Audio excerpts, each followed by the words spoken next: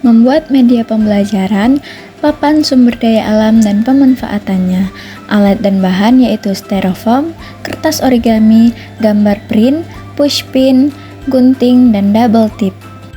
Pertama-tama, gunting huruf-huruf dan gambar-gambar yang akan ditempelkan. Nah, sebelumnya saya sudah memprint gambar-gambar dan judul yang akan saya buat dan saya tempelkan.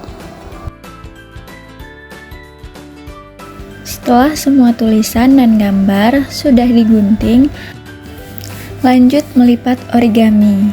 Nah, origami dilipat menjadi sebuah bentuk amplop. Kemudian buatlah menjadi 6 buah amplop.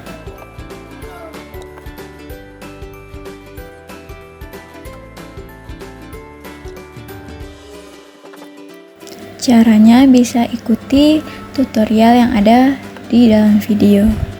Kemudian jangan lupa masukkan manfaat dari sumber daya alam yang akan dipilih siswa. Kemudian ambil potongan angkat tadi yang telah digunting, kemudian diberi perekat ataupun double tip, lalu tempelkan pada ke-6 buah amplop tadi. Nah, selanjutnya tinggal menyusun item-item yang akan ditempelkan. Susun dulu judul, kemudian beri perekat di belakang judul tersebut lalu tempelkan. Selanjutnya, susun amplop berbaris menjadi 2 baris dari urutan 1, 2, 3, 4, 5, dan 6.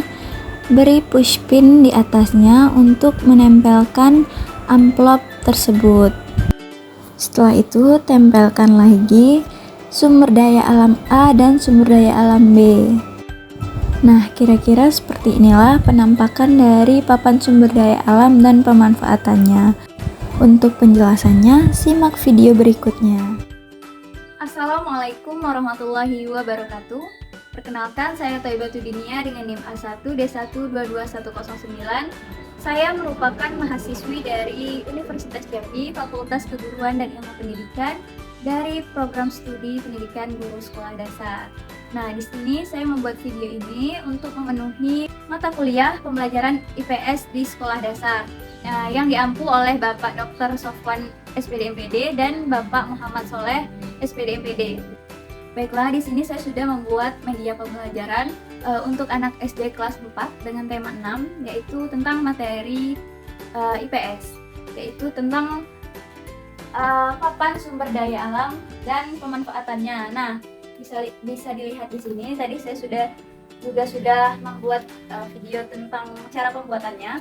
Sekarang saya ingin menjelaskan bagaimana cara kerja dari media pembelajaran ini. Baiklah, di sini sudah ada 6 buah amplop yang sudah berisikan manfaat dari sumber daya alam. Nah, ada 6 sumber daya alam di sini yang sudah saya tuliskan, yaitu tentang sumber daya alam air, sumber daya alam tanah, kemudian sumber daya alam udara, ada juga sumber daya alam hutan, kemudian sumber daya alam laut, dan sumber daya alam tambang. Nah, di sini ada 6, saya isikan satu persatu manfaatnya. Kemudian siswa diminta untuk memilih amplop nomor berapa yang ingin mereka ambil. Kemudian siswa itu diminta untuk mengidentifikasi manfaat yang sudah peserta didik itu ambil. Nah, contohnya siswa mengambil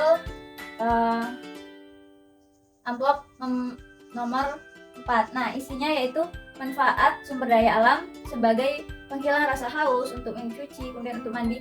Nah, apa itu manfaat dari sumber daya alam yang mana? Apakah sumber daya alam udara, apakah sumber daya alam laut, apakah sumber daya alam tambang? Nah, siswa akan menebak sumber daya alam apa. Kemudian jika siswa sudah mengetahui misalnya sumber daya alam air, nah, siswa itu dapat memilih gambar yang sudah saya siapkan, misalnya sumber daya alam air tadi.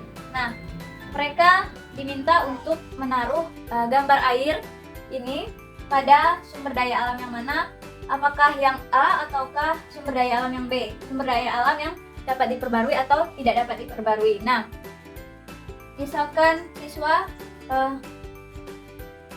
ini saya sudah kasih perekat, jadi siswa tinggal menempelkan saja. Nah, misalkan air itu sumber daya alam yang dapat diperbarui, tempelkan di bawahnya, bawah sumber daya alam yang A yang dapat diperbarui. Nah, begitu seterusnya. Misalkan siswa memilih lagi nih, siswa lain memilih lagi amplop nomor 5, yaitu tentang manfaat sumber daya alam yang menghasilkan ikan, menghasilkan garam, tempat manusia mencari ikan, dan lain-lain. Nah, itu termasuk sumber daya alam yang mana? Kita tanyakan kepada peserta didik. Nah, kemudian peserta didik nebak yaitu sumber daya alam laut. Nah, kita cari gambar, kita suruh siswa mencari sumber daya alam laut. Nah, misalnya mereka menemukan ikan, itu juga benar. Misalkan ikan, apakah ikan termasuk sumber daya alam yang dapat diperbarui atau tidak dapat diperbarui? Nah, misalkan sumber daya alam yang dapat diperbarui, tempel lagi di bawah yang pertama tadi. Nah, misalnya di sini. Nah, ikan atau sumber daya alam laut itu yang sumber daya alamnya dapat diperbarui atau dilestarikan, seperti itu. Kemudian misalnya siswa mengambil lagi tentang sumber daya alam tambang. Contohnya mungkin ada besi, siswa, ataupun minyak bumi, ataupun batu bara. Nah, itu kita akan meminta peserta didik untuk mencari tahu atau mengidentifikasi apakah misalnya batu bara ataupun minyak bumi itu termasuk ke dalam sumber daya alam yang A atau sumber daya alam yang B, sumber daya alam yang dapat diperbarui atau tidak dapat diperbarui. Nah, misalkan siswa menjawab itu sumber daya alam yang tidak dapat diperbarui. Nah, kita tempelkan pada kolom yang B, pada sumber daya alam yang tidak dapat diperbarui. Nah, mungkin cukup itu saja media pembelajaran yang saya buat dan sudah saya jelaskan.